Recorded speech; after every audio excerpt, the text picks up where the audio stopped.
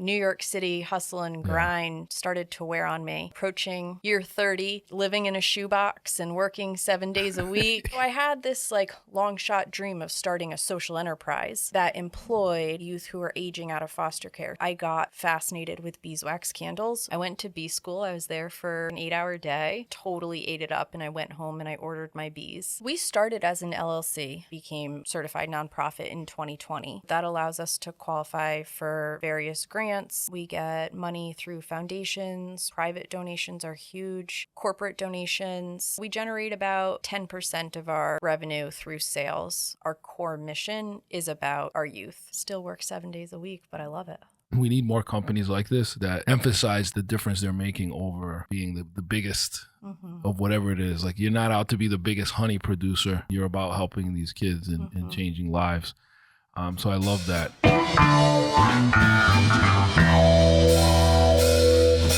Welcome to Mission Control. At Peralta Design, we launch brands. But for now, let's launch right into this episode. 3, 2, 1, 0, and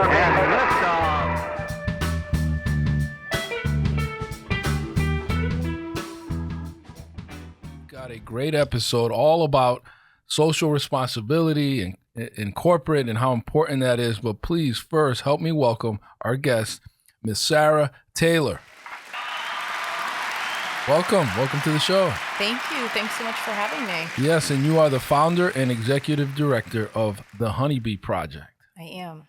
Yes, and a close friend and colleague of Allie from Baby Donna. Yes. Yes, so I can't wait to dive into your story and kind of see how you guys met and how her brand is also supporting your social cause through the Huneebee Project. Yeah, they're doing a lot of good stuff. Excellent. So, you guys have heard my spiel, brand new. One of the slides in there is, 80% of today's consumers really care that the brands they support are doing something to impact the world in a positive way. So we're seeing that happen more and more. I mean, back in the day, I can remember Tom's, the shoe brand. That was like out of the box thinking. You could buy a pair and then they would ship a pair to Africa. I love it. I mean, it's being able to know that your dollars are going somewhere that's gonna benefit someone else as well. You know what I mean? That factors into the cost and the whole thing. I thought that was brilliant. I think Bombas is the same thing with socks. Yeah, absolutely. And it's happening more and more. Now you're even seeing companies become B Corps, which is a whole nother designation, as a business. But essentially you have to have, I know Allbirds was in that category. You have to use sustainable products. You have to do things that are good for the planet. You have to do things that are good for the world, that conscious capitalism that we hear about so much. But Google, biggest I guess purchaser of renewable energy, like that's their thing. So it's like people just want the brands that they're spending money on to be doing something, because I think it makes us all feel like we're part of something bigger. Our new CRM, Salesforce, I think they're founded on the whole, I think it's called a 1-1-1 model, where they donate, I think it's 1% of their equity, 1% of their technology, and 1% of their workforce yearly. Yeah, and they've got a great loyal following. They're not cheap, but it's like when you feel like you're part of community, it really pays dividends to your brand. And folks not only want to support brands that are making a difference, but they want to work for brands that are making a difference. You got to be doing something. The idea like that corporate fat cat, boss that with the money bags, like that's out the window. Like nobody wants to be, even if that is what you're doing. You don't want to be perceived. You don't want to be perceived. I think even when we went to that dinner, Larry was talking, he was mentioning some statistics, something like 68% of like all of the up and coming workforce want to be able to see that their work is like making a difference. And that's huge. I love seeing this kind of generational shift that we're in the process of. That matters. And that bodes well for retention, for retaining talent, keeping folks fulfilled, right? Because there's this idea of purpose. We all have one. we all have a gift, we all have a purpose. Your job's to find it, share it, right? And we're seeing companies just like Huneebee doing that. And right after these words, we're gonna dive in and find out all about Sarah Taylor and her amazing company. If you've got an innovation that you want to bring to the world, the first step is making sure you've got a great domain name. Visit shop.spacehost.pro to grab your domain name today and begin your new venture and your new business. Shop.spacehost.pro. Welcome once again, the one and only Sarah Taylor. The fans are going crazy. Are they all going to get a free jar of honey? Are you going to do like Oprah and hand out honey? Oh, I wish. I hope we get there someday. You get a jar, you get a jar. Yeah. So you've brought this amazing honey with you. You are the founder and executive director of Huneebee Project, but it's so much more than just honey. And I'm sure the honey's amazing. And thank you. I hope we get to keep that jar. Oh yeah, all absolutely. Right. Tell us your story. Yeah. So like you said, Huneebee Project is built around the honey and around the beekeeping. I also never expected to keep bees. If you were to ask me when I, 18, even 25, like someday, would you ever want to get in a bee suit? Absolutely not. My background's in clinical social work. And so I spent about 8 years working in New York City in various capacities in the child protective and foster care system, which is how I met Allie from Baby Donna. Mm-hmm. Shout out to Baby Donna, the best sun care products for the melanated babies. Yes, doing good things. Yes. And then I moved back to the New Haven area, back to New Haven. I'm from this area originally. Mm-hmm. And I really moved back out of extreme burnout and like the New York City hustle and grind started to wear on me. Mm-hmm. I was, approaching year 30 mm-hmm. and living in a shoebox and working 7 days a week. I don't know why kids want that. It was great. It sounds fun, but yeah, but there's a point. There's a point where you're like 30 and your friends come to visit and they like sleep on your futon. Yeah. So I more than one, right? Yeah. Exactly. On a futon. Yeah. Yep. Yeah. I remember my just like going back to the New York City memories. My dad, this was really one of the moments where I was like, I can't keep doing this. Yeah. My dad helped me with my taxes, and he called me up in a panic and was like, "Do you realize how much you made last year?" Like, because I did fee-for-service social work. Mm-hmm. So, and a lot of people don't understand this. In community clinics, it's not as common in Connecticut, but in New York City, you only get paid per client face-to-face time. So all of the billing you're doing, all of the notes, all of the case management, if you're going to a school conference, you're not getting paid for that. Right. Who do you bill? Yeah. So I could work a 10-hour day and make $35. Wow. Yeah. And so how's that even close to sustainable and then, for a and whole then living industry? It's not. Living in New York City is not cheap either. No. Exactly. Yeah, a lot of my coworkers, and bless them, had another form of income by way of either their parents or a spouse. Which that's a whole other thing. How are we diversifying the field and the people who are providing the services? You have to A, have the passion to do it, but B, it's even further exacerbated by you have to be able to somehow have the means to stay, in that career. Is it like teaching where mostly women are in that field or no? Yeah. Because there seems to be a trend that if more men were doing the job, the pay would be higher. Oh, absolutely. But because it's women, they're oftentimes not the decision makers in the wages. Yeah. And I got to the point where I was like, if I'm grinding like this, I might as well do something that I feel super passionate about and where I can go home at the end of the day and really feel like all of my time was for something. Right. And yeah, I still work 7 days a week, but I love it. But it's for the honey, it's for the bees. Yeah. I think it's the big difference too, right? They say when you get into entrepreneurship, you trade in working 40 hours a week for somebody else for working 80 hours a week for yourself. Mm-hmm. But when that passion is there, when you love what you do, you look at it in a totally different lens, I feel. Mm-hmm. Yeah. I think you still want to strive to have that work-life balance as much as possible. But I think when it's your own, especially when something like this that benefits others, that has a passion and a purpose, it becomes easier to kind of dig deep and pull up more out of it. Mm-hmm. Yeah, and going back to the origin story now, you studied, what'd you major in?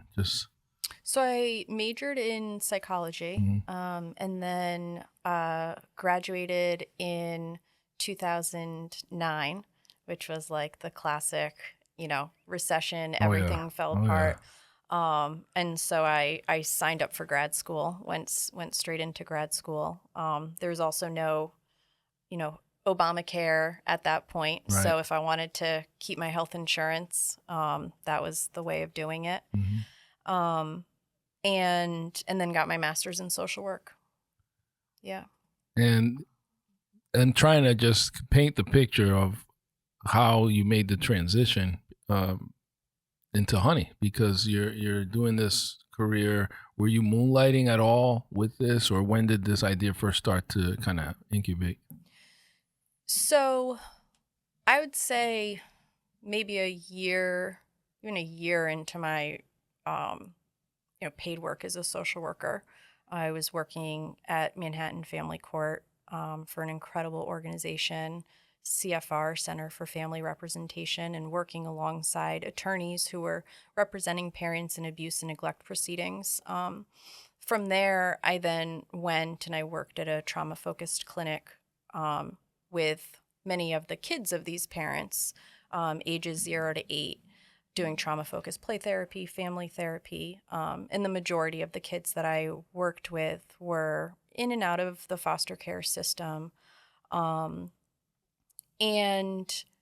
I saw that there was often just this kind of generational cycle of growing up in foster care, having children, and then either even raising children while these, young parents are still in foster homes of their own, or transitioning out and then having their kids be affected by the system.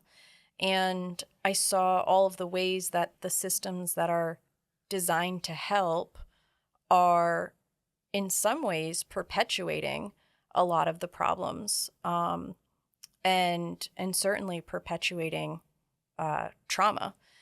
And when I came back here, I did a fellowship at the Yale Child Study Center, which was a really great opportunity for honing my clinical skills and knowledge. But I still struck by all of the ways that then the mental healthcare system is incredibly Eurocentric.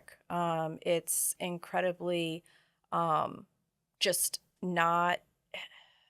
There's a lot of ways that it's still missing the mark, and not being driven by the clients themselves, and kind of missing this focus of empowering.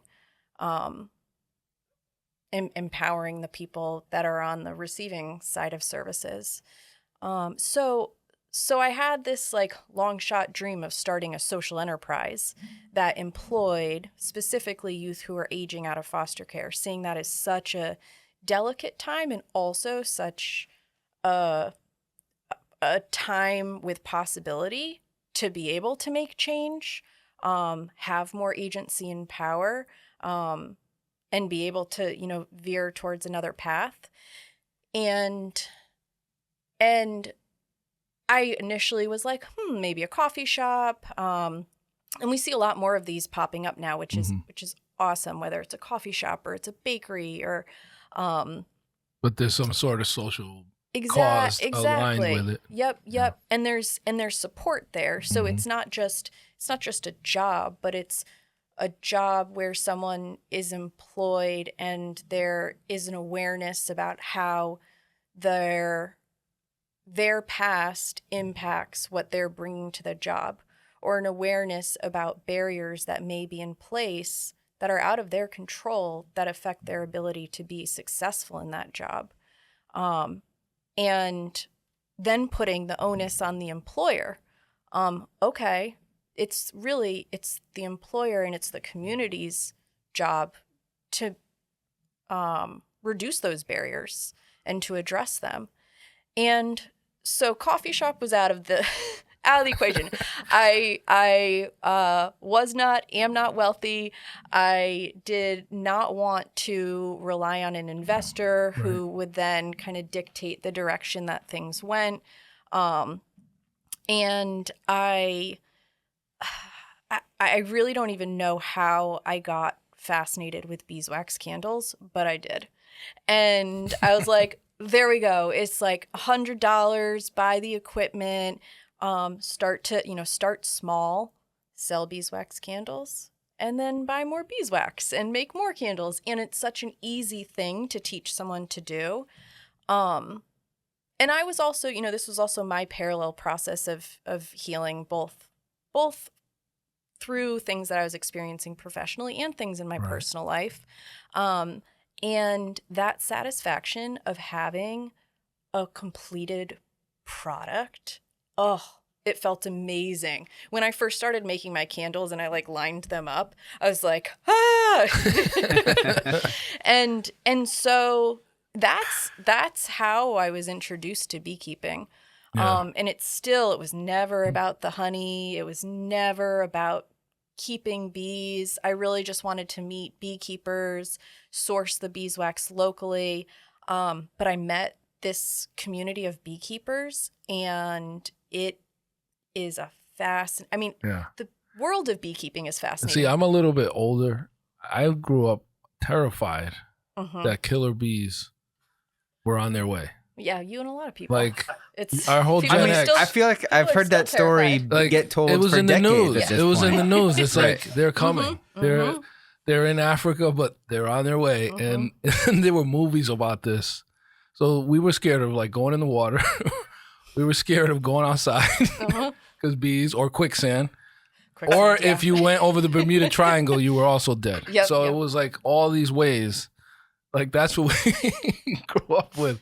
And so bees, for you, the typical, I would say, I'm not going to stereotype women, but at a cookout, the typical person is they see a bumblebee and they're running away. They're like, get this away from me. It's going to bite me. Or I never had that fear of a single bee, but they weren't high on my list of wanting to make my career around being around them. So the initial investment, you had to get suits and did you join forums and meetups with other beekeepers? Because then there's this thing where they might be endangered. Is that still true? Yeah. I went to bee school. Okay. There's a something new every day. Yep. Can I get some swag from there? Yeah, there's a Connecticut Beekeepers Association based in New Haven. I went to bee school. I was there for an 8-hour day. It was the happiest I had been in, honestly, maybe years. I just totally ate it up, and I went home and I ordered my bees. Wait a minute. How do you do this? Right. You just totally change everything for you. Bee.com. Order Amazon just delivered some bees. Hold on a second. How does that work? The bees show up they're ready to go. We're the worker bees, right?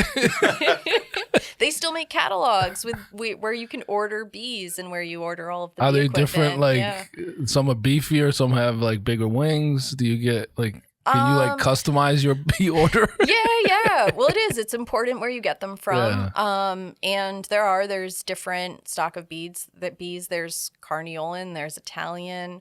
Those are the fancy bees. They buzz with an accent or something? I don't know.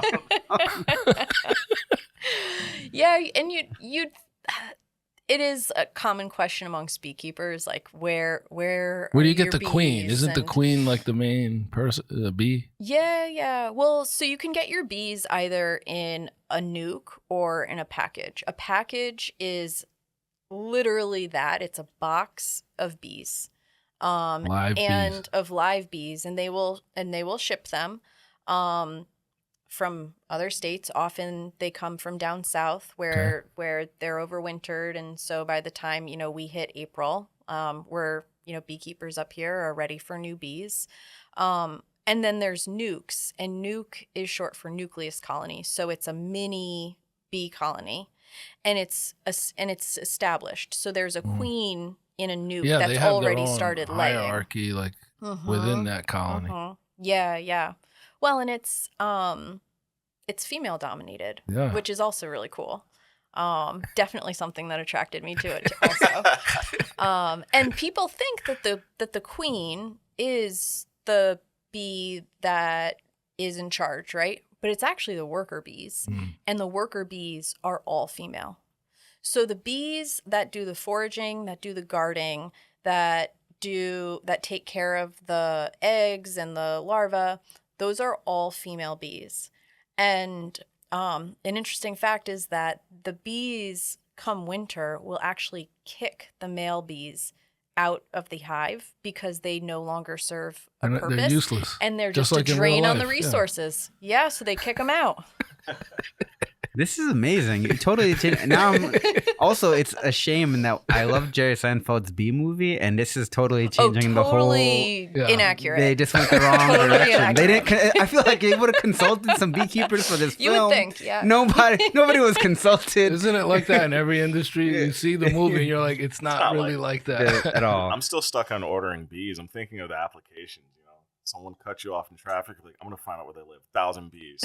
Yeah. How many do you order at a time? For 3 months. Bees. I think we're supposed to use them for good, right? Oh, yeah. Not revenge, but we don't want to perpetuate the myth that they're bad. Is it an expensive venture to get into? It is. Yeah, What was your initial, if you don't mind, the initial investment to get things going? So... Well, and it's also shifted over the last couple of years because it's become more trendy and there's just more demand. And so like everything else, the prices have gone up. Yeah. But it's about $500 to $600 to get everything for the structure for the hive. Bees can range anywhere from like $125 for a package up to like $250 for a nuke. And then you have all of the equipment. A suit is about $100. So yeah, we're getting, close to $1,000. Yeah. And did you have to build something in your yard to keep them in, like a pen almost? What do they call? What's the official term for it? So they call it an apiary. Okay, yes. And I was living with my parents at the time. And my parents, like begrudgingly were like, okay, you can put bees here. How do you sell them on that idea? Not only are you moving back home, but you're bringing bees with you. Yeah. I think they were wonderful. They've been wonderful. They want to see you succeed. But I soon after actually I met someone who had been like a Wall Street executive who worked at the hardware store, just kind of for fun. He said it kept him out of trouble on Sundays. And I would go there to get all of my supplies for the bees. And of course, just who I am, I would go and I would get something and go home and be like, uh-oh, I forgot, this type of nail. And I'd go back. So they saw me a lot. Mm-hmm. And he gave me his address. He gave me his number, and was like, if you ever want to move your bees, like, here's where I live. And he lived on a beautiful piece of land. And so that's, we still have bees there. Wow. Mm-hmm. That's awesome. It's like once you get on the right path, the universe kind of starts putting people in your path. So feels that way. That are going to help you get to where you're going. I mean, this is amazing. And then how did because you tied in this, I mean, yes, this is like you know, less stressful, right? It's more fulfilling and rewarding. But how did you tie in the purpose? Because I think a lot of this, when you talked about recovering, it's a lot of what you saw, and probably a feeling of being powerless to what you saw happening to these families. And I like the idea that this was something simple that you could teach and you can get these kids working. But it goes beyond that, right? There's profits that are going towards certain missions. Yeah, and it's using beekeeping not just as a vehicle for building transferable job skills, but beekeeping in itself as a vehicle for healing. And this is something that's, I think, gaining more traction, just this idea. It's not unlike equine therapy, where being in the bee yard there's something that it does internally. There's a rewiring, and this is my belief, a rewiring that happens specifically for someone who has experienced trauma.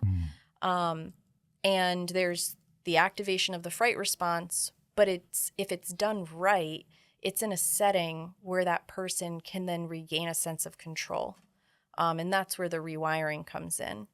And so we use beekeeping to bring our youth together, to have conversations about fear, to be scared together, while also then using agency and one another to be able to regulate and to feel powerful.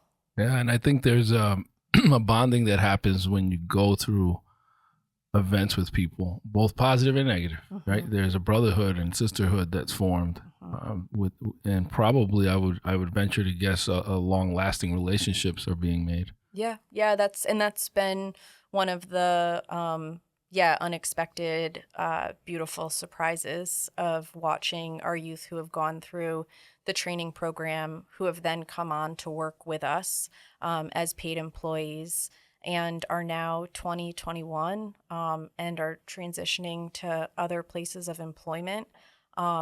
And they call one another, outside of work when they need something. It might be when they need a few extra dollars, but they're like, well, I know he would do it for me too. And it's when they need advice. It's when they're, they have an event and they want someone to come and support them.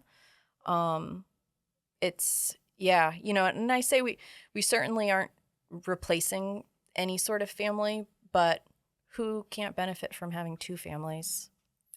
I'm happy you mentioned the like the therapeutic aspect of it, because I know there's a local company, it's women veteran owned, and I know she started because she was deployed in the military, and this was like a therapeutic outlet for her, and that's how she started her company. But that was the first time I'd heard of beekeeping being used like that, so I thought maybe like, oh, this is just an interesting one-off story, but it sounds like this is like an established thing, and that it can help people deal with whatever they're help people work through what they're dealing with. Yeah, I think this is fascinating. Clearly, you're changing lives, making an impact. You took your background and saw a need, solved the problem. How much of this now have you weaved into it being profitable? I understand it's definitely making a difference. What's been your monetization strategy with the brand, like getting it out, raising brand awareness? Tell us a little bit about that. Yeah, so we started as an LLC in 2018, and we actually transitioned and became a certified nonprofit in 2020. The reason being that, like I was saying, at the end of the day, our core mission is about our youth. And it's not about becoming commercial beekeepers. It's not about, prioritizing how much honey we can produce over the well-being of our kids. So we are a nonprofit, so that allows us to qualify for various grants. We get money through foundations. Private donations are huge. Corporate donations. And then we do, we generate about 10% of our revenue through sales. So selling honey, we sell bees. We do still sell beeswax candles, and I'm trying to think about some of the other. Yeah, we do a fermented honey garlic. So we sell that too. Yeah. Okay. Yeah. Sounds good. We might have to get Munch to try it on their Nashville hot chicken sandwich. Ooh, that sounds good. So tell our listeners, I mean, this is an amazing company. I just see this piece in you, like when you talk about it, that probably wasn't there, I venture to guess, when you were in the throes of those family challenges in New York City. But I certainly feel like you're at peace with where you are, that this is what you're supposed to do, and that you found a vehicle to help people, help youth, which is amazing. And I'm sure your parents are super proud. We need more companies like this that emphasize the difference they're making over it being the biggest of whatever it is. Like, you're not out to be the biggest honey producer. You're about helping these kids and changing lives. So I love that. Maybe share a little bit about where folks can learn more, where they can be a part of it. Maybe there's people that want to send kids there. Like, how do the kids get involved? And maybe share some of your social handles. Yeah, so we have a lot of this information up on our website, honeybeeproject.com. We spell it funny, HUNEEBEE project.com. And youth can be self-referred. They can be referred by friends, family. A lot of our youth are referred by therapists, in-home programs, outpatient clinics, school counselors, teachers. And then in terms of how people can find our honey online, we got a marketplace. It's right up there. And we just started selling at the farmers market in New Haven. So Sundays 10 to 1 at Edgewood Park. Very cool. Very cool. And I do want to shout out that we have our youngest person on the show with us. So congratulations. Thank you. Yes. Yeah, as I say, the time that the farmers market starts when it actually ends. Yeah. So congratulations there. And, Thank you. I really admire the long-term friendship you have with Allie and how your products, because I think you mentioned that some of the proceeds from Baby Donna also go to support Honeybee. They do, yeah. So Allie is also giving back, and not just to us. And a portion of what she brings in, she then donates to nonprofits, and specifically nonprofits who work with youth who have foster care involvement. So she's done a lot to support us already. Excellent. So I hope this episode will encourage you all to find your passion, find your purpose, and create more social enterprise businesses. We need them so that we can keep making the world a better place. Absolutely. All right. Well, thank you for being on our show, Sarah. Thank you. My pleasure. All right, everybody. Thank you for listening to this episode of Mission Control. Until next time, this is your host, Ramon Peralta with Peralta Design, and we launch brands.